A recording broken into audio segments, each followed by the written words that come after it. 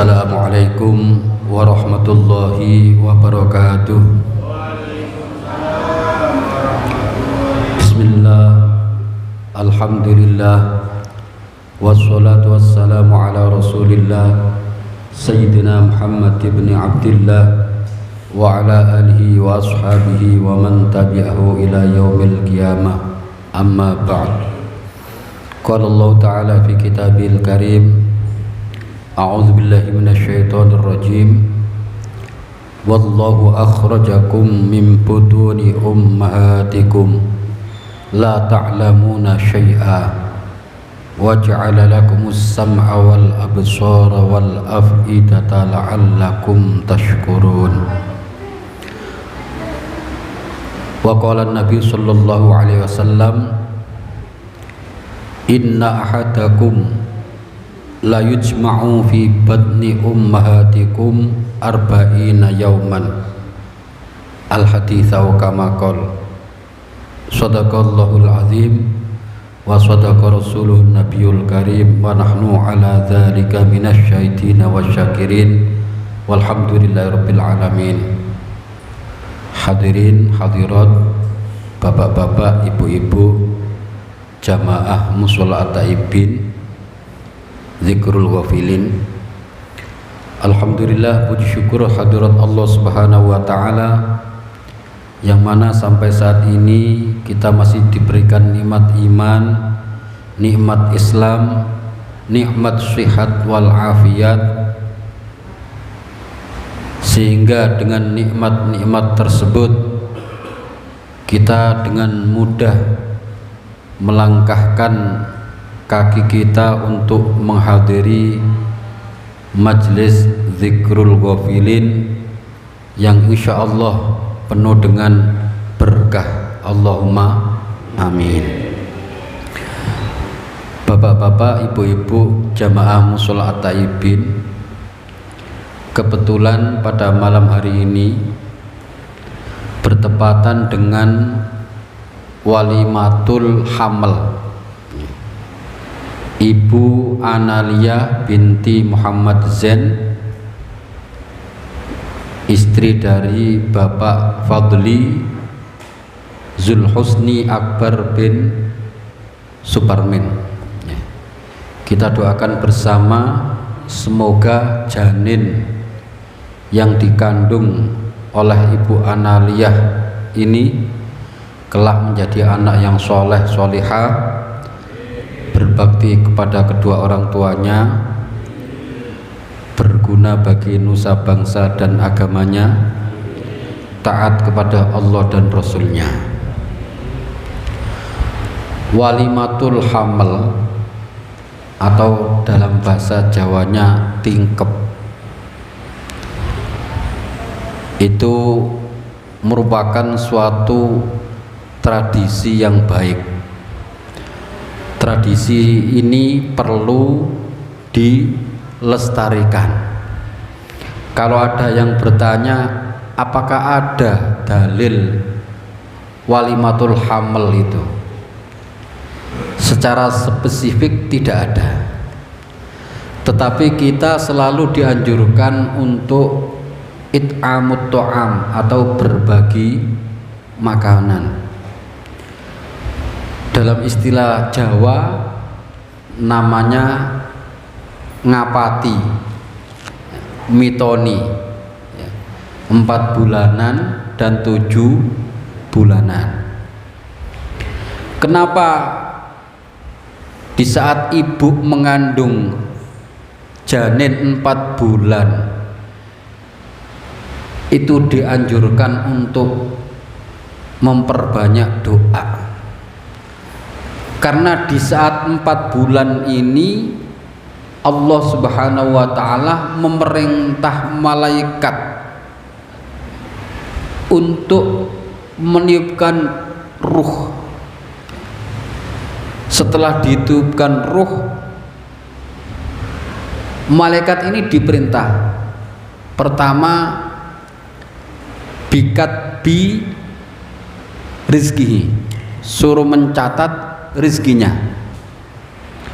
Jadi rezeki kita itu udah ditulis semenjak kita di dalam kandungan ibu ketika berumur 4 bulan. Makanya nggak perlu khawatir, jangan ada rasa takut kita tidak kebagian rezeki, karena sifat Allah itu Ar-Razzaq. Allah itu maha pemberi rezeki, dan sifat Allah ini melekat, namanya sifat lazimah, sifat yang permanen. Jadi rezeki manusia semua yang ada di alam semesta ini udah dijamin oleh Allah Subhanahu wa taala. Wa ma min dabatin fil ardi illa 'alallahi rizquha. Semua yang melata di bumi itu sudah dijamin Allah rizkinya. Makanya jangan khawatir, jangan takut, jangan bersedih hati. Kita tidak kebagian rizki. Allah memberikan rizki kita itu utuh.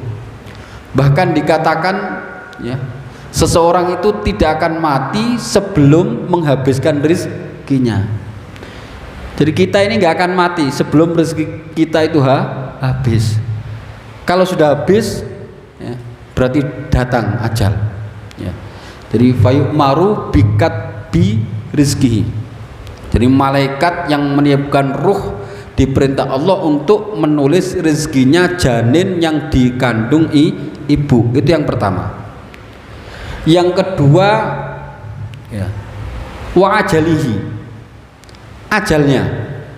Jadi ajal kita itu sudah dicatat. Beda ajal dan umur. Ajal dan umur itu beda. Kalau umur itu bisa kita pinta supaya dipanjangkan, tetapi kalau ajal itu nggak bisa. Makanya sering di saat bulan Sya'ban kita baca surat Yasin ya. Pertama niat litulil umri, agar dipanjangkan umur, diberi umur panjang umur. Tetapi kalau ajal di Al-Quran dijelaskan idza jaa ajaluhum la yastakhiruna sa'atan wa la yastaqdimun. Ajal itu titi mongso. Apabila ajal mereka itu telah tiba, la yastakhiruna sa'atan wa la yastaqdimun, maka mereka tidak akan bisa meminta untuk dimajukan dan dimundurkan. Ajal kita 10 tahun yang akan datang misal, ya udah 10 tahun lagi ajal itu akan menjemput kita. Tetapi umur kita bisa dicatat Allah 10 tahun, kita bisa minta ditambah, bisa jadi 11, 12. Gusmi itu pernah di saat Ki Ahmad Siddiq dirawat di rumah sakit Surabaya minta sama Allah, malaikat diijabah permintaan Gusmi, umur Ki Ahmad Siddiq ditambah 7 hari. Itu masyhur, minta agar malaikat sang pencabut nyawa ini menunda ya, mengcancel, mending ajalnya Ki Ahmad Siddiq, diijabat tapi cuman 7 hari. Itu umur. Jadi pertama malaikat mencatat rezekinya, yang kedua mencatat apa? Ajalnya, yang ketiga wa amalihi, amalnya. Amal kita itu udah dicatat di saat kita masih di alam rahim. Alam rahim. Ketika kita masih di kandungan itu udah dicatat. Asyakiyun au sa'idun. Apakah kita itu termasuk golongan orang yang beruntung atau orang yang celaka? Jadi 4. Ya, pertama rezeki, yang kedua ajal, yang ketiga apa? Amal, dan yang keempat kita itu sudah dicatat apakah kita ini akan masuk golongan minas su'ada, yakni orang-orang yang beruntung, au minal ashqiya, atau orang-orang yang apa? Celaka. Makanya ada seseorang beramal dengan amalnya ahli surga ya, sehingga jarak orang ini antara dia dan surga tinggal sejengkal. Tetapi karena catatan amalnya itu neraka, maka orang itu beramal amalan apa? Ahli neraka. Maka masuklah orang itu ke dalam neraka. Dari kecil sampai mendekati ajal, itu dia beramal amalnya ahli surga. Tapi ketika mau mati, memang dasar catatannya itu ditulis minal asqiya, orang-orang celaka. Beramallah orang itu biamali ahli nar, dengan amalan ahli neraka, akhirnya masuk neraka. Sebaliknya, wa inna ahadakum la ya'malu biamali ahli nar. Sesungguhnya di antara kalian itu beramal dengan amalan ahli neraka, sehingga jarak orang itu dan neraka tinggal sejengkal, udah mau masuk neraka. Fasbuku alail kitab, tapi dasar catatan kitabnya itu minas su'ada, orang-orang yang beruntung, orang-orang yang berbahagia. Delalah mau mati, Allah berikan mati husnul khotimah, bertaubat, diterima taubatnya sama Allah, akhirnya masuk surga. Nah itu, makanya kita tidak boleh apa? Takabur. Tidak ada yang kita banggakan ini. Manusia itu Allah ciptakan dari mimma imahin, dari setetes air yang hina, jijik kita kalau melihatnya. Dari air sperma, dari air mani. Walaqad khalaqnal insana min sulalatin min tin, dan sungguh aku telah ciptakan manusia dari saripati tanah. Summa ja'alnahu nutfatan fi qararin makin. Kemudian dari saripati tanah ini Allah jadikan sperma di tempat yang sangat kokoh. Ya, suami istri melakukan hubungan intim, memancar, ya, dari tulang rusuk ketemu namanya sperma dan ovum, jadilah janin. Lah, kata Nabi sallallahu alaihi wasallam, inna ahadakum la yujma'u fi batni ummihi arba'ina yauman nutfatan. Kita itu berada di kandungan ibu kita selama 40 hari berupa air mani, air sperma. Asal kita dari mana? Air yang hina, air mani, menjijikkan. Kemana-mana kita selalu bawa apa? Kotoran. Mati jadi bangkai. Apa yang kita banggakan? Tidak ada. Kita hanya berharap ridhonya Allah, rahmatnya Allah, dan maghfirahnya Allah subhanahu wa ta'ala. Sebab tidak ada yang bisa kita banggakan di dunia ini. Harta yang kita miliki, jabatan yang kita punya, enggak ada yang bisa kita banggakan. Semua akan kita tinggal. Jabatan ada masanya pensiun, harta numpuk akan ditinggal mati, semuanya. Di saat sowan menghadap Allah, yang diterima hanya orang-orang yang mempunyai qalbin salim, yakni hati yang selamat dari berbagai macam penyakit hati, iri, dengki, dendam, dan lain sebagainya. Nah, itu. Ya. Terus setelah proses 40 hari berada di rahim, berubah apa? Menjadi segumpal darah. Ya. Segumpal darah nempel dari sperma 40 hari, ya, terus berubah menjadi segumpal darah 40 hari. Alaqah itu artinya sesuatu yang menempel, ya, nempel, ya. Daging ini apa? Darah ini nempel, makanya disebut alaqah. Berapa? 40 tambah 40, 80. Setelah 40 hari berikutnya, ya, sumayakunu apa? Mudghah itu artinya apa? Daging dari sperma menjadi darah, segumpal darah, terus segumpal daging.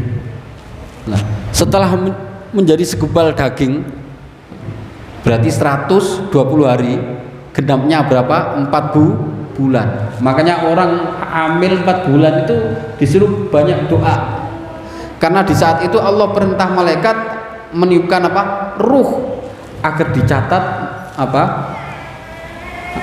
minas suada, diselamatin. Kalau istilah orang Jawa biar selamat, selamat ibunya, selamat anaknya, selamat keluarganya. Namanya selamatan, kendurena. Nah, tradisi seperti ini perlu dilestarikan, jangan sampai punah. Jangan sayang, buat anak-anak itu udah dijamin rezekinya, nggak usah takut ya.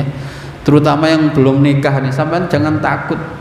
Nanti dikasih makan apa? Ya dikasih makan nasi lah. Maunya kambing dikasih makan rumput. Iya. Kata Allah, iyakunu fuqara ayyughnimullahu min fadli. Kamu tidak mampu, Allah cukupi. Saya dulu nikah itu kerjanya ngojek. Punya anak, punya istri ya bisa ngumpanin, ngontrak bisa bayar. Ya jalan seperti itu. Enggak ada, jangan takut. Kerja saya masih belum pas-pasan. Ini semangat, optimis ya. Diniatin yang baik, karena nikah itu adalah ibadah, termasuk min sunnatir rasul, sunnah Nabi Muhammad SAW. Sebab dengan menikah eksistensi ya, manusia itu akan tetap terjaga. Kalau udah nggak ada yang mau nikah, jomblo semuanya, ya punah ini manusia nanti.